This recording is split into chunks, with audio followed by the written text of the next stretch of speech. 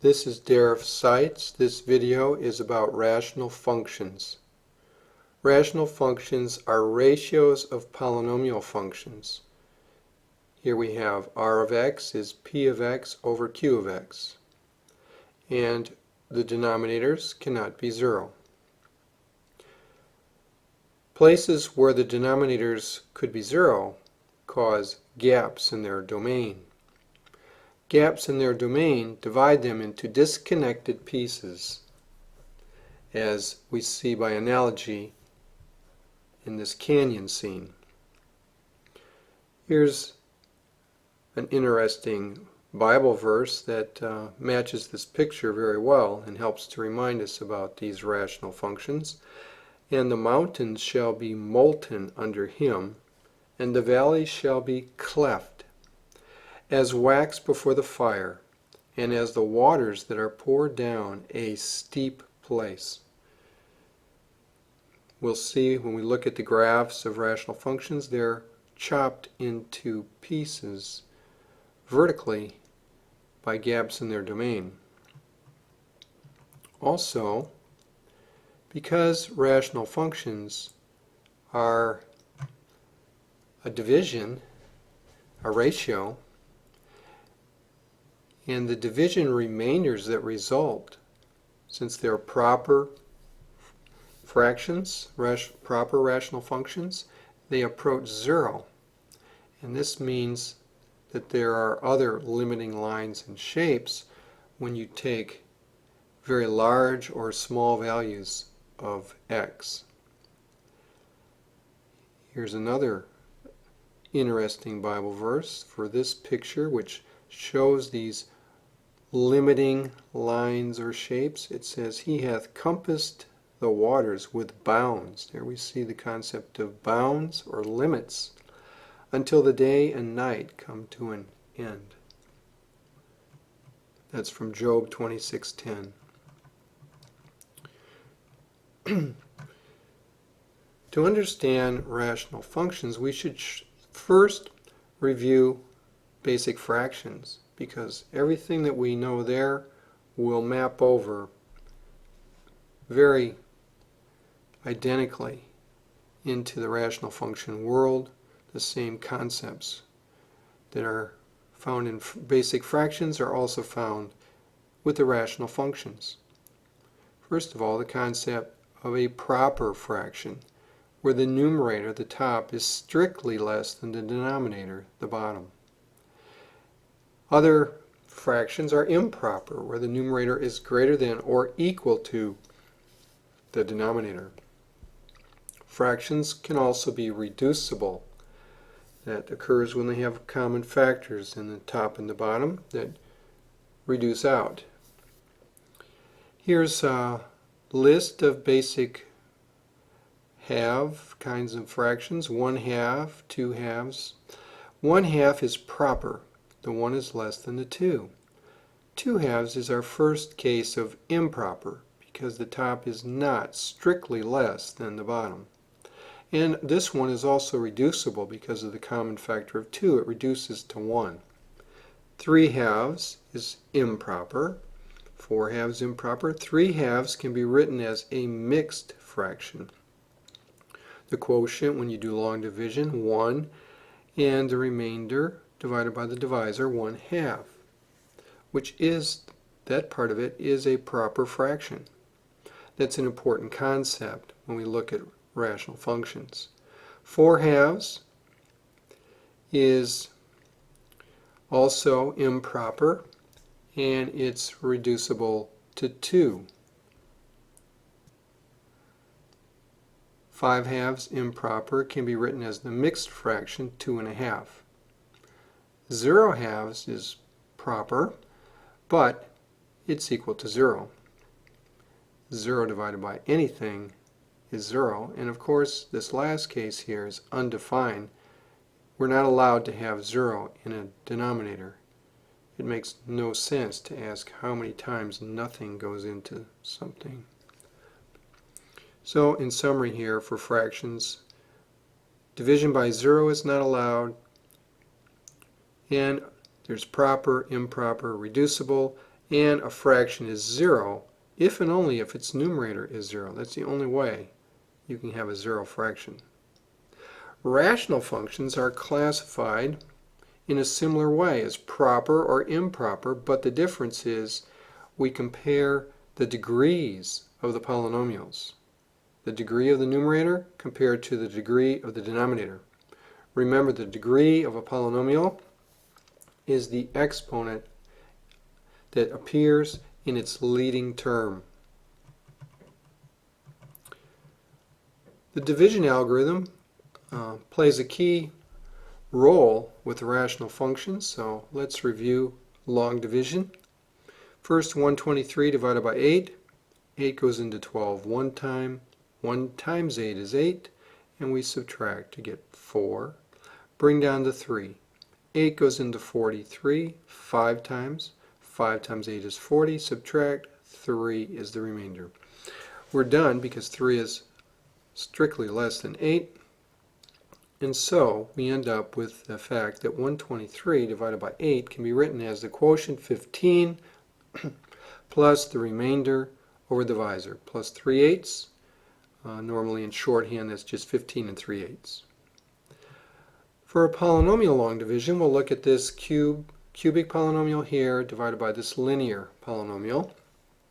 Notice the placeholder because there's no linear term in the dividend, so we put 0x there because when we do subtractions, we must only do subtractions of like terms and when they need to line up.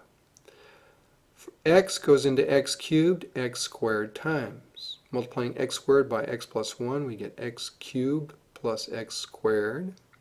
We're going to subtract that. Use parentheses when you subtract so that the sign distributes properly.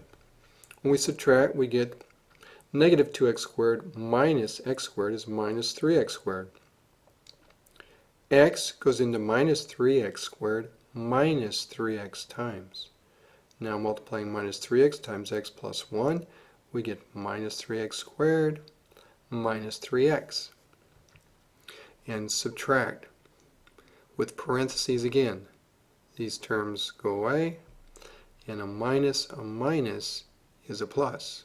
So plus 3x here. X goes into 3x plus 3 times. 3 times x plus 1 is 3x plus 3. Subtract with parentheses, and we get negative 10 minus 3 is negative 13. Therefore, our rational function here, this long division, is equal to the quotient plus the remainder over the divisor. But note that this term here that's added on, since it's a proper rational function, it approaches 0 as x approaches positive or negative infinity. You can think of positive and negative infinity as the end zones on the real number line. Therefore, the limit shape for this rational function in the end zones is this quotient term that's left over, x squared minus 3x plus 3. Looking at this visually, what we have in blue here is the rational function, and the parabola here, x squared minus 3x plus 3, is the limiting shape. Notice how towards negative infinity or positive infinity, the rational function starts tracking to this limiting parabola. There's also a vertical limit line here. By the way, these limit lines are or shapes. The lines are called asymptotes. They don't have maybe the same word for shapes, but limit lines or limit shapes. How do we get this limit line? Because the denominator of our rational function cannot be 0, and negative 1 would make it 0, and that's the gap in the domain that breaks it into two pieces. So here, like in our canyon picture with the cleft where the river flows, you can think of the river as the vertical limit line, and it breaks the rational function into two pieces.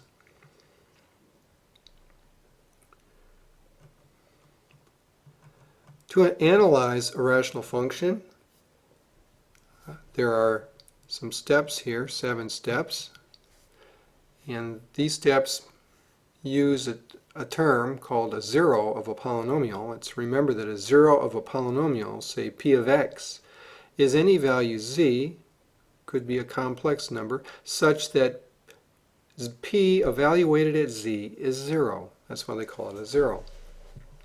So to analyze a rational function, let's say it's called r of x, first factor the numerator and denominator. That's going to make it much easier to find the values that make those things 0, the zeros. Next, exclude zeros of the denominator from the domain. Next, step 3, reduce to lowest terms by canceling any common factors.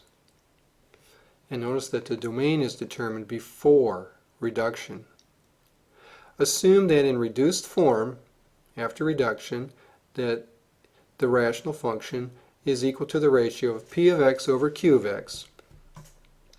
In the following table down here, we're going to let n be the degree of the numerator p of x, and m be the degree of the denominator q of x, and a will be the leading coefficient of p of x, and b will be the leading coefficient of q of x. The leading coefficients are the coefficients of the leading terms. The vertical limit lines, or the asymptotes, are at the real zeros of q of x, where the denominator would become 0. Notice here this is in the reduced form. To find the non-vertical limits, this table summarizes how it's done. Here are the degrees of the numerator compared to the denominator. We take various cases. First, if n is less than m, it's proper, and the limit shape is a horizontal line, specifically with the equation y equals 0, which is the x-axis. If n equals m, this is our first case of improper, the limiting shape is still, the non-vertical limiting shape, is still a line and still a horizontal line. With the equation, if you do the long division and work it out, it will be y equals a divided by b, the ratio of the leading coefficients. When n is 1 bigger than m, it's improper.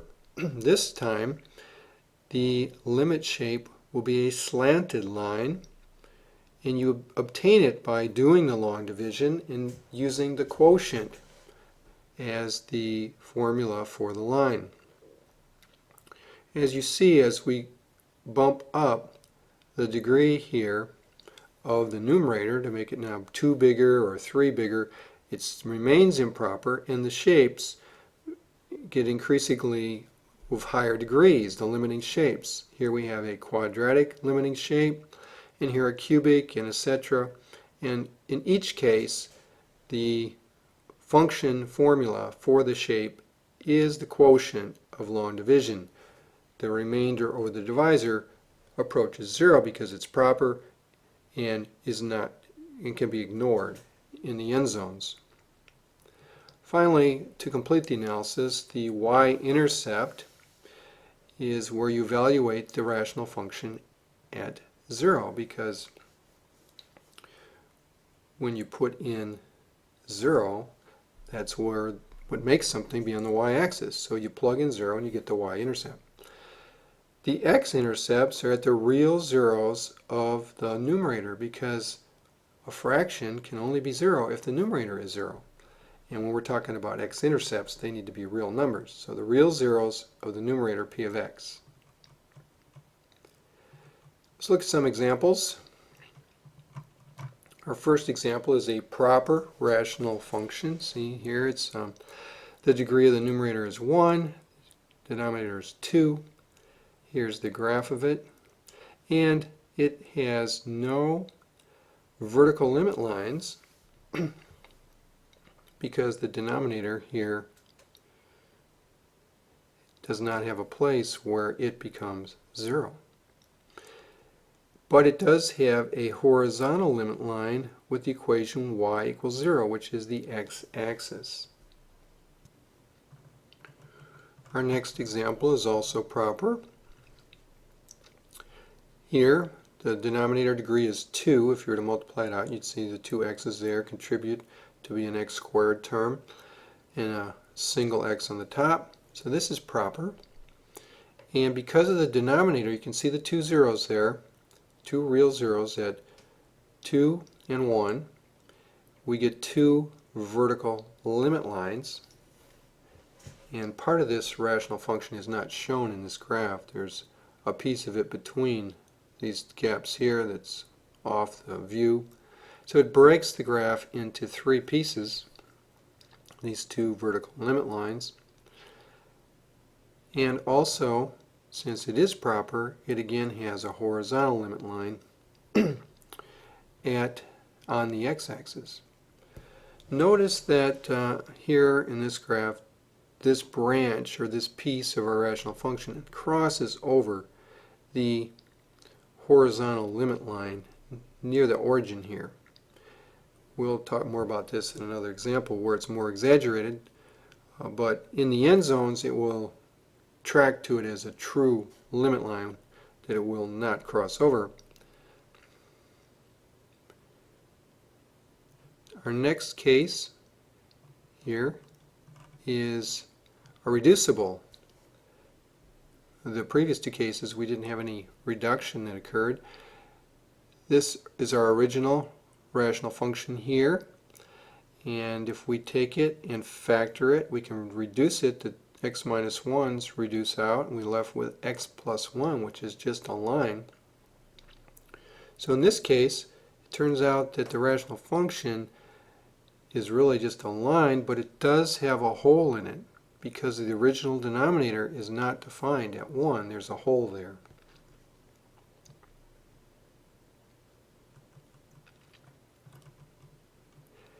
Here's another reducible example.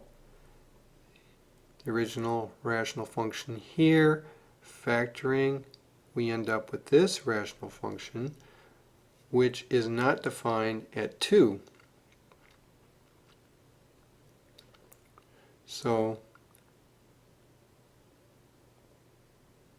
at 2, there is a vertical limit line, right, which the function will never cross. By the way, I should have pointed that out up here. Although a rational function may cross a non-vertical limit line near the origin, they cannot ever cross vertical limit lines because that's where the function is not defined. They can't have a value there. So down here we're seeing that we have a vertical limit line at 2, but we also have a hole here. Why do we have a hole? Because in the original function before reduction, 1 is not in the domain. So that's why there's this hole here at 1. And if you look at the rest of this function here, it's a second degree over second degree. So the ratio of the leading coefficients 1 over 1, y equals 1, gives you a horizontal limit line. That's the non-vertical limit. Some improper examples. First one is where the degree of the numerator and denominator are the same, like in the previous example, 2 and 2. And the vertical limits, there's two of them, one at -5 and one at 3. They break it into three pieces, as we can see here. That's the very recognizable pattern that frequently occurs. And then when we compare the degrees, 2 over 2, that means it's improper, but of the first kind. We're going to take the ratio of the leading coefficients, which is 1 and 1, and y equals 1 is a horizontal limit. Our next improper, this one here, the denominator has no real zeros, and therefore there's no vertical limit lines. However, when we look at the degrees, 2 over 2, we get y equals 2. Why? Because we're taking the ratio of the leading coefficients here, 6 over 3 for this case, which is 2. And this very clearly shows that a rational function can cross over a non-vertical limit in the vicinity of the origin, near the origin. That's a relative term. As x approaches positive or negative infinity, it will track to the limit as a true limit. Here's another example. Improper, fourth degree numerator and a third degree, so n is 1 bigger than the m. And we have to do long division on that one. And when we do the long division, the quotient turns out to be this slanted line, 4/7 x plus 12/49 right here. And from the denominator, you can see that there are 3 vertical limit lines shown here, and they break the graph into 4 pieces, 1, 2, 3, and 4.